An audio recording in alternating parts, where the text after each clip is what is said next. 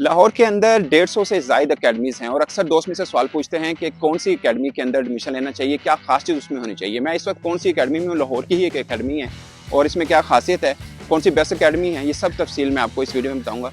तो चलें बढ़ते हैं इस वीडियो की तरफ।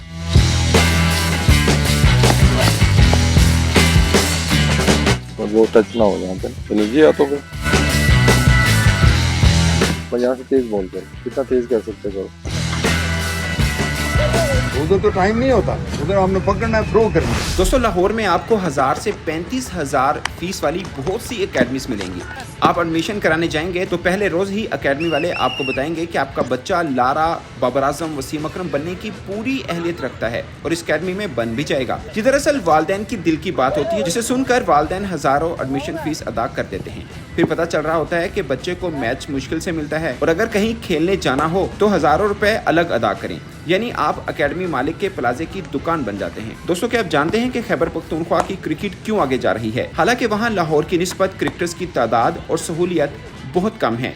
वजह है वहाँ के कोचिज, यानी जितनी क्रिकेटर मेहनत करता है उतनी कोचिज भी करते हैं, मगर बदकिस्मती से लाहौर में ऐसे कोचिज की तादाद नहायत कम हो चुकी है और इसकी वजह एकेडमी मालकान ने इसे सिर्फ पैसे बनाने का जरिया बना रखा है। जिस एकेडमी में मैं मौजूद हूँ ये लाहौर के इलाका टाउनशिप की एकेडमी ज़वारी क्रिकेट एकेडमी है, जहाँ साबिक चीफ सिलेक्टर मोहम्मद वसीम और 2 पीसीबी के कोचिज भी मौजूद हैं। अगरचे मोहम्मद वसीम यहाँ गाहे बगाहे आते हैं। मुझे यहाँ सबसे अच्छी चीज़ ज़्यादा मैचेस, कॉम्पिटेंट कोचिज, कम पैसों में ज़्यादा सहूलियात और सबसे बढ़कर अगर आप लाहौर से नहीं तो बैरून शहर के क्रिकेटर्स के लिए हॉस्टल भी मौजूद हैं।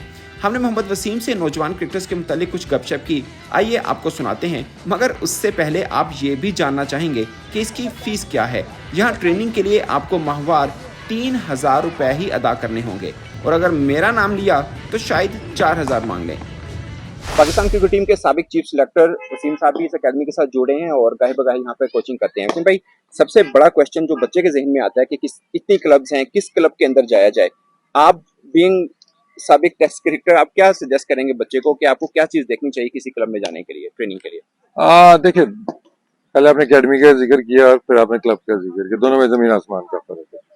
क्योंकि अकेडमी में नॉट ओनली क्लब में आप जाते हैं सिर्फ नेट्स होते हैं आपके मैचेस, बस ये 2 चीजें वहाँ पे होती है, तो वहाँ पे ज्यादा कोचिंग या इस चीज का कॉन्सेप्ट कम है अभी। लेकिन जब आप अकेडमी किसी में भी जाएंगे तो ऑब्वियसली वहाँ पे आपको कोचेज मिलेंगे, क्वालिफाइड कोचेज मिलेंगे, आपके टेक्निकल चीजों पर देखेंगे, जितने भी आपकी जो कह सकते हैं आपकी टेक्निक के अंदर चीजें बेहतर होने वाली है, स्पेशली यंग एज के अंदर, क्योंकि यही तो एज है जहाँ पे आप थोड़ा प्लेयर्स को मॉडिफाई कर सकते हैं। क्लब में अगर आप देखते हैं थोड़े से आपको नजर आते हैं वहाँ पे एस्टैब्लिश प्लेयर। तो जब बच्चा अगर इनिशियल स्टेज के ऊपर है और आपने उसको क्रिकेट में उसका शौक है, उसका पैशन है, तो बेहतर है कि उस तरह की अकेडमी में जाए जहाँ पे कोचिंग जो जरूरत है उस तरह की उसको मिल सके।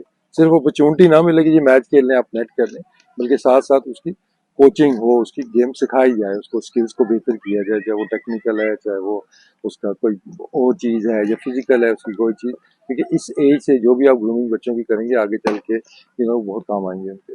सबसे ज्यादा काम शायद बच्चों पे करना पड़ता है मेंटल के ऊपर, क्योंकि बच्चे जब आते हैं एक एकेडमी के अंदर ही 100-150 होता है, फिर पूरे लाहौर के देखें 150 अकेडमीज हैं, तो बच्चा आधा डर जाता है कि शायद मैं शौक के लिए खेलूं या अपने फ्यूचर के लिए खेलूं कि मैं एज ए क्रिकेटर भी बनना चाहूंगा।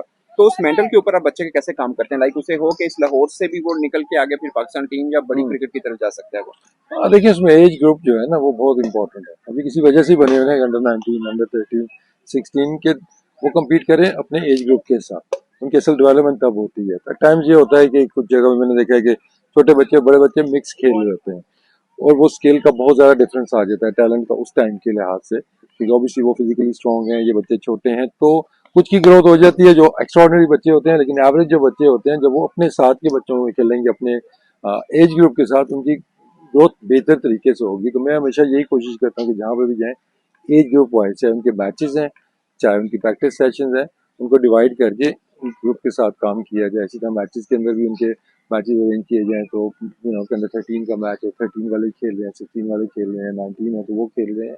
हाँ, एक्सेप्शनल बच्चा आ जाता है जो 17-18 साल का हो, वो he can compete with like जो सीनियर क्रिकेट है, ठीक है, आप उसमें आते हैं, लेकिन वो रेयर केसेस होते हैं। आप ज़वारी अकेडमी के साथ जुड़े हुए हैं, लाहौर में बहुत सी अकेडमीज हैं, तो कैसे डिफरेंशिएट करेंगे ज़वारी अकेडमी को दूसरी अकेडमी से? देखिए ज़वारी का एक तो एक्सपीरियंस का आप कह सकते हैं कि एडवांटेज है कि obviously this is not the first project है कि मुल्तान में अगर आप देखते हैं 2 सेंटर ये रन कर रहे हैं और काफ़ी ज़्यादा एक्सपीरियंस वहाँ से लेके आए हैं। तो ऑब्वियसली यहाँ भी नया सेटअप है, लेकिन आस्ता आस्ता एस्टैब्लिश वो हो गया है। तो अब इसमें फिर जो मैंने अभी जो चीज़ें बताई हम कोशिश कर रहे हैं कि वो चीज़ें यहाँ अप्लाई करने के लिए कि इनके डिफरेंट रखे जाए, मैचेस रेगुलर इनके अरेंज किए जाएँ, डिफरेंट टूर्नामेंट्स ये खुद भी करवाते हैं यहाँ पे और पार्टिसिपेशन भी इनकी होती है। तो आई थिंक जितना एक्सपोजर यहाँ पे मिल रहा है, जो इनका एक ट्रेंड चलता आ रहा है ज़वारी अकेडमी का, कि मैदान में भी आप जाते हैं तो कोई भी ऐसा टूर्नामेंट शायद आप नहीं देखेंगे जहाँ पे इनकी पार्टिसिपेशन ना हो किसी भी एज ग्रुप के अंदर।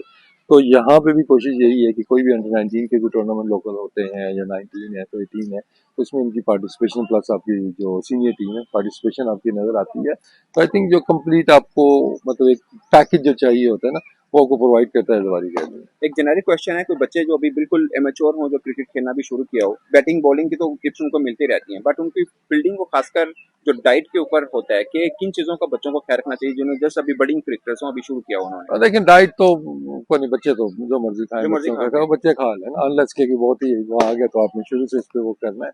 लेकिन बात फिर वही है ना कि एक्टिविटीज बच्चों के लिए वैसे ही जरूरी है। क्रिकेट से हटके अगर आप देखते हैं तब थोड़ा सा अगर हम देखते हैं तो इन चीज़ों का फुकदान आ गया है, जब से डिजिटल चीज़ें आ गई हैं। तो एक अच्छी एक्टिविटी है, चाहे वो क्रिकेट है चाहे कोई भी स्पोर्ट है, कि बच्चे आउटडोर आए, वो खेलें, उनकी हेल्दी कोई भी एक्टिविटी उनकी फिजिकल एक्टिविटी उनके लिए अच्छी है।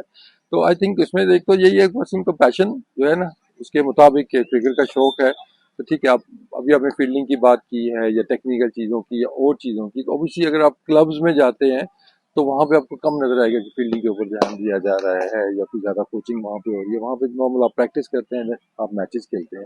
तो अकेडमीज का इसीलिए मैं उनको सेपरेट रखता हूँ कि अकेडमी में ऑब्वियसली उनकी फिजिकल ट्रेनिंग के लिए ट्रेनर्स भी आते रहते हैं, यहाँ पे इनकी प्रॉपर ट्रेनिंग भी होती है, साथ में इसी तरह batting classes, bowling classes, wicket keeping classes, तो जितने भी शोबे हैं उन पे फोकस किया जाता है। फील्डिंग की स्पेशल इनको ड्रिल्स कराई जाती है ताकि जहाँ से जाके ऊपर ये क्लब लेवल पे या उससे ऊपर लेवल पे कहीं भी जाते हैं तो इनकी बेस स्ट्रांग हो। तो अकेडमी का जो मेन मकसद होता है कि बच्चे की बेस स्ट्रांग कराना। तो हम भी यहाँ कोशिश यही कर रहे हैं कि इन बच्चों की बेस अभी से स्ट्रांग हो जाए ताकि आगे चल के इनका जो टैलेंट है वो निखर के सामने आ सके। Thank you very much.